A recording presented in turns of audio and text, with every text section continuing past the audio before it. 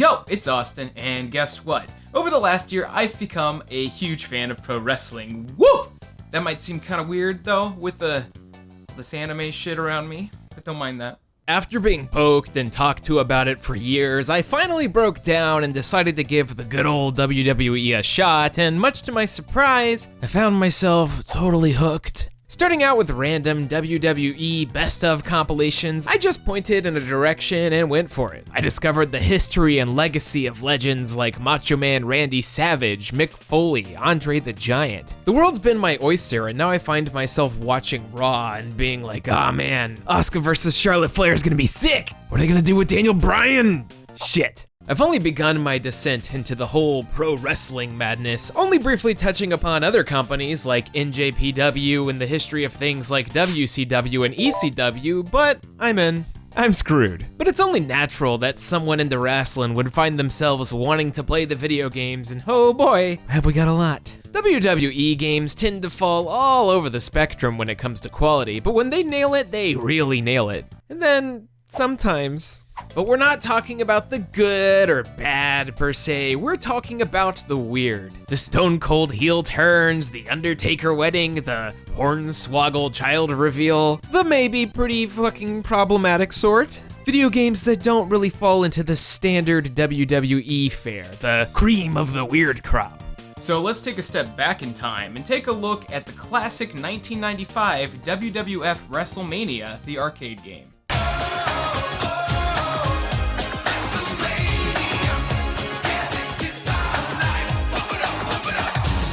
In 1992, Mortal Kombat took over arcades and home consoles. The over-the-top fatalities, the, at the time, realistic-looking sprites. I'd say Street Fighter II was easily the bigger and better game, but Mortal Kombat definitely had the bigger cultural impact at the time, considering the whole ESRB being formed partially because of it, and, Night Trap. A lot of the WWF games in this era were awkwardly animated, slow-moving, and a lot of them straight up kinda terrible. By trying to be a simulation of pro wrestling at its kayfabe highest, these early games were kind of lacking. So in 1995, Midway, who was responsible for Mortal Kombat, got their hands on the WWF license, and decided to employ the same body digitization technique and make a game. A game pretty far from the realistic style of the past. Wrestlemania, the arcade game. While this got a lot of ports to other consoles, we're gonna take a look at the PlayStation 1 version of this game. I think all you really need to know when establishing tone here is that even on the consoles, Wrestlemania Arcade does not have a main menu function. It's straight out of the arcade. Also, upon hitting the start button, the first character selected is Doink.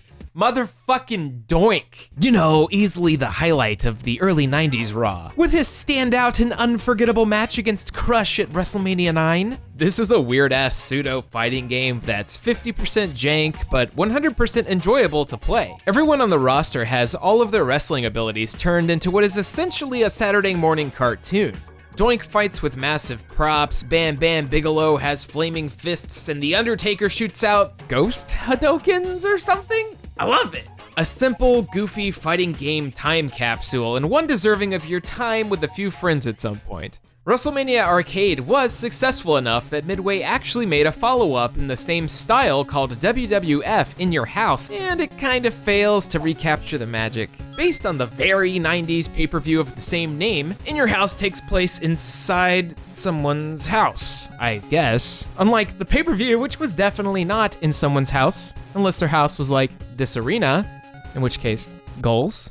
This game is so ugly by comparison. You do have a few extra combatants like the Ultimate Warrior, but it's weird having these character models stand next to each other. They're not even properly scaled in size. The combat feels clunkier, the menus are a combination of possibly the worst colors. The best things to come out of your house are good old Hunter Hearst Helmsley and Gold Dust's idle animation, which is definitely what they were going for. Problematique.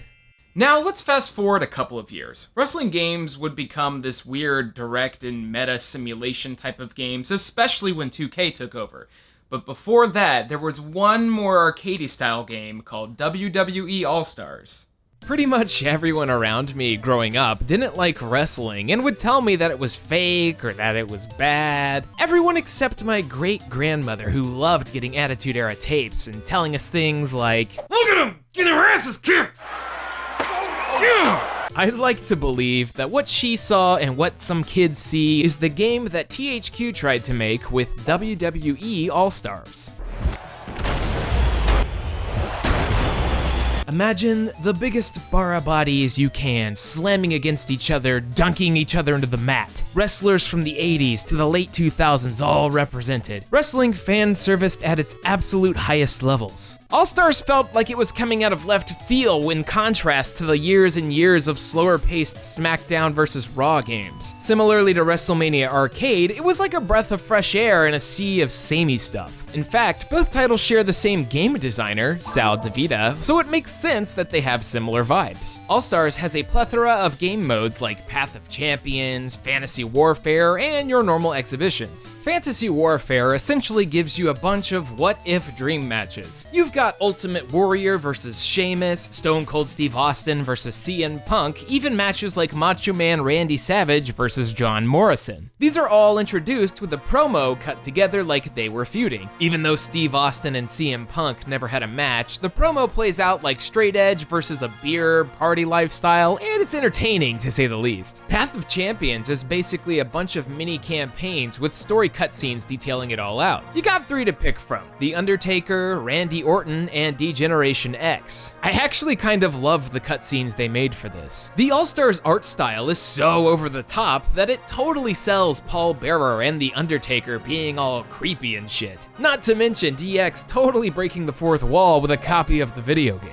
Oh, also, you can create a character with a system that actually has a lot of customization. So I did. This is Austin. Hello, I am here to wrestle. Ooh yeah.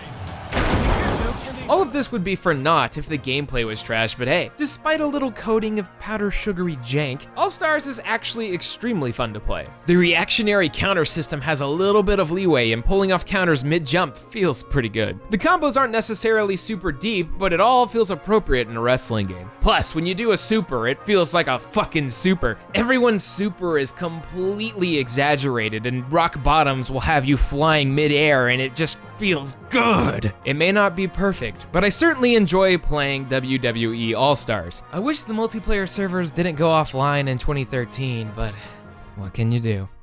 Besides, cry. For the most part, wrestling games have kind of stuck to being a, well, wrestling, sportsy type of ordeal. But for the next couple of games and the rest of the ones in the video, we're going to be talking about games that don't really fit that mold, starting with mobile games. Mobile games in general are kind of a mixed bag. These days, everything is free-to-play gotcha garbage, where the only way to have any real progression is to spend money or wait patiently like CM Punk fans. Games like Wwe Mayhem and Immortals are both basic fighting games with a very free-to-play-like structure. There's not too much interesting here besides the fact that Immortals was made by NetherRealm Studios and all of the characters are very NetherRealm Studios looking. Like this Sub-Zero looking ass Stone Cold or this Mad Max looking Randy Savage. It's just unfortunate that all of this costs hard money. The fun part comes in with the next few games. Let's start with Tap Mania, made by Sega, surprisingly. It's a clicker game. Make your own wrestler from like 5 templates and tap the screen. Tap to upgrade the wrestler, tap to upgrade the everything, collect other tappers to help you tap better. It's a clicker. These are fun for like 30 minutes whenever you're in need of doing absolutely nothing. Or you know, want to test your auto-click macros on PC. Then you got WWE Supercard. Now, gacha-style card games are nothing uncommon. In fact, most mobile collection games kinda base themselves around the booster pack format of opening packs of digital cards and getting lucky. Well, Supercard decides to skip the whole middleman of having cards transform into cool creatures like in Yu-Gi-Oh! And instead just make the cards fight. I don't know what to say. It's a shame that this game, like the previous few, is also plagued with microtransactions, but holy hell, is the concept goofy enough for me to be kind of into it? Lastly, we have WWE Champions, and despite its name sounding like that of a fighting game, it's actually a multiplayer match 3 game. Yeah, what? So you pick a wrestler, some of which you unlock from playing, some of which you have to spend that hashtag money on. Each character has 3 special moves, all tied to whatever colors you match. The goal here is to do enough damage in succession in order to attempt to pin the other player. Also though, everyone has HP, so if that drops to 0 and you get pinned, it's a victory by default. This actually plays really well. I've always been for the match 3 style of game whenever it's done in a unique way, like Puzzle Quest or Honey Pop. WWE Champions kinda slides right into this niche and feels pretty good. The only negative thing I can say about Champions, which is kind of a deal breaker, is that it is indeed a free-to-play game. That means there's gonna be a lot of limitations on how much you can play and how fast you can progress. It doesn't matter how good you are when you can't fucking unlock people unless you spend real money. Oh, and also there's this. Is that fucking Audio Slave? What? All of these mobile games had potential, but at the end of the day, they were all just mobile games. I would love to see a full version of Champions on console or desktop, but I also feel like I would be the only one to purchase it, so yeah. So moving right along, let's talk about everyone's favorite antagonist, Vince McMahon. When not openly cheating on his wife, getting blown up in limousines, making people literally kiss his ass, or getting headbutted by Kevin Owens at the peppy age of 70, Vincent Kennedy McMahon is always coming up with ridiculous business ideas, like the XFL, the extreme football venture that everyone remembers, or the XFL again. It's gonna work this time, I swear. But let's go to a world where the XFL was a huge success. The McMahons took over the football world, and hell, why not basketball as well? Imagine basketball games where Ginobili would continue to miss 3-pointers, but also have beer thrown at him. Hell, we might even have McMapple computers and be listening to our music over Vincify. We would all thank Vince for our meals, and the WWE network would be required by law. Maybe then we could finally see the comedic sitcom debut of everyone's favorite Doink the Clown.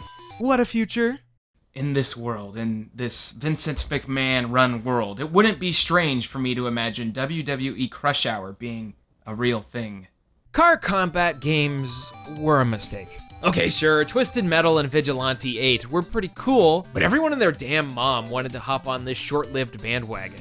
Yeah, I know, Twisted Metal wasn't the first one, but the influx of them afterwards? Like, dude! Y'all remember Star Wars Demolition, Cell Damage, Grudge Warriors, fucking Streets of Sim City? Everyone made car combat games, so it wasn't even close to a surprise when THQ worked with developer Pacific Coast Power and Light, that's a name, damn, to make WWE Crush Hour. Literally in the first minute of the game, Crush Hour takes a second to thank Mr. McMahon, which to me just says everything. This is at the very beginning of the Ruthless Aggression era, and the entire game just kind of reflects that. Our delicious car combat is only possible today thanks to the wondrous, generous, lovable Vince McMahon. Praise him, I say! But there's actually a good amount of love for WWE on display here. Each level is essentially a different playstyle based off of various pay-per-view events. You got Hell in the Cell, Battle Royales, and even hardcore matches. Even though it's based off the bastardized WWE version of hardcore where the entire goal was just to hang on to the hardcore belt by running away. There's also Lumberjack, which, I guess, don't remember that.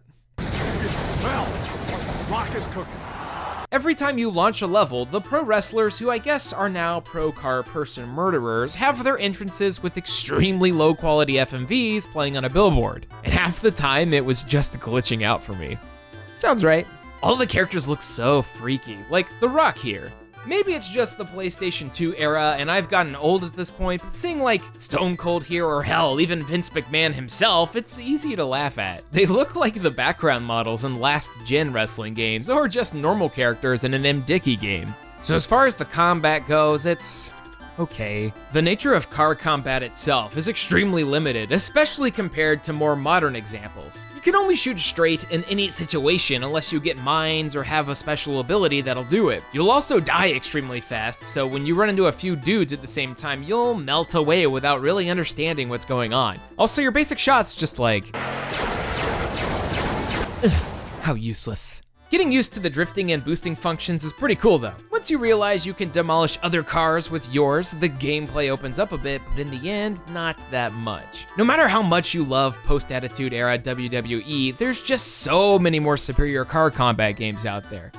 I mean, kind of. They're all kind of not great. Although I will say that Crush Hour has a lot of cool touches, such as Kurt Angle's Super American car with 3 gold medals, The Undertaker in his biker phase, my favorite, skits such as Kane cooking with dynamite.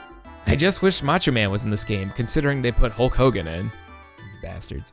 You made a lot of promises to the Macho Man, didn't you?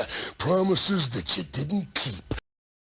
Alright, it's time for the big finale. We've tackled all kinds of weird WWE games today, but there's only one game that's entire existence completely baffles me. Yes, even more than Crush Hour. I'm talking about WWF Betrayal.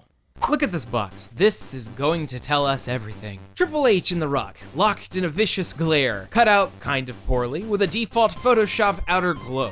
Stephanie McMahon at 60% opacity in the background with a shadowy figure looming over everything. Flip it over, enhance, way forward, what? Game Boy Color, WWF, way forward, what a combo. Oh, also it's a beat 'em up, and it came out in between these 2 games. Video games are fucking weird, dude. Now everyone knows that the Game Boy and Game Boy Advance, at the height of its popularity, was a surefire way to make some money, so of course everyone with a license made sure to capitalize on it. Games like Sabrina the Animated Series, The Scorpion King, Godzilla, X-Men the Official Game. It's funny because these are all also WayForward games. WayForward is an interesting company because they always seem to have stellar animation in their games, and Betrayal is no exception.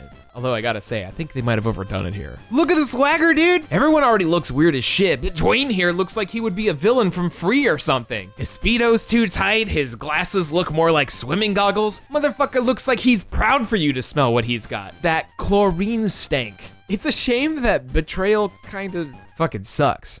Okay, maybe not a shame, maybe that's just what you would expect from a 2002 Game Boy Color game. Punches and kicks don't seem to land in a proper manner half the time, and enemies deal a frick ton of damage. You'll die a ton until you realize that when you have less than 4 HP, you're supposed to literally mash buttons in order to survive. Like, this game wants you to mash and mash away like you're trying to not be pinned, but it feels weird. Enemies will get you trapped in a pattern pretty often, so you'll be sitting there mashing your HP back up until they hit you out of range. Sick. You got standard beat 'em up elements here, like weapons dropping from enemies or punching cars to get fruit. Why is that a thing again? But the main mechanic at play is the finisher system. You hit an enemy enough times, filling up this meter, and it allows you to use your wrestling finishers. The Rock throws people down to rock bottom, while Stone Cold knocks people out with the Stone Cold Stunner, even if it looks a little dumb on the Game Boy screen. All 4 characters follow the same basic path. After losing a belt match, the wrestler of your choice is approached by good old Vince McMahon. Apparently, Stephanie McMahon has been kidnapped. Kinda like that time Triple H kidnapped her and married her in Vegas, or that time The Undertaker kidnapped her and tried to marry... Dude, what the fuck's wrong with wrestling? It's hard for me to look at The Undertaker, going from the dead man to the biker man to this swag man. I just don't know what to do with you. I don't know what to do with myself. What happened to you, Taker? Where'd you go? So at the end here, it turns out Vince kidnapped his, and I quote, Rudy Poo daughter in order to stop you. Rockisms, man. Gotta love them. You jabronis hit the jackpot! So at the end, it's time for the final encounter. Let's see what our exciting conclusion's gonna be. Let us see the final boss fight.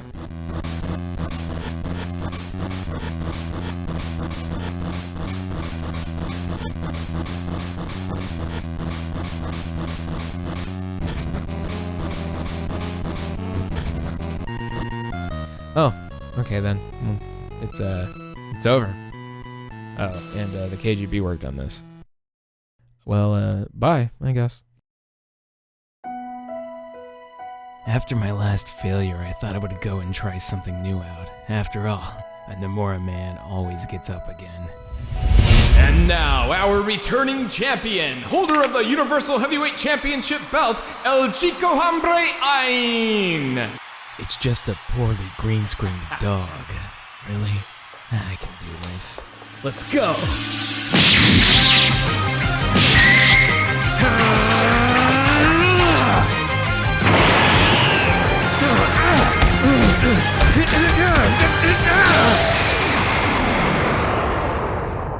And by the way of pinfall, still the Universal Heavyweight Champion, Ein.